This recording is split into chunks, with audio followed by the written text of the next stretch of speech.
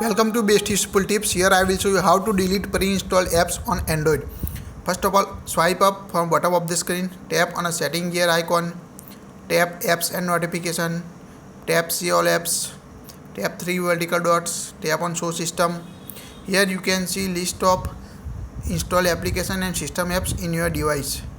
Tap any pre-installed app in your device.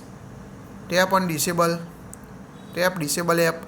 Now open app drawer. You can't find that system apps in your device. It will disable from your device. It's the same as delete app from your device or uninstall in your device. To get back app, open again apps and notification settings. Select that app. Tap on enable. Now open app drawer in your device. You can see that system app available in your device.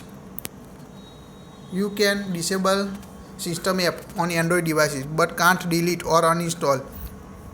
It's quite easy to remove or disable pre-install apps. Please like it, share it, and don't forget to subscribe to get more tips.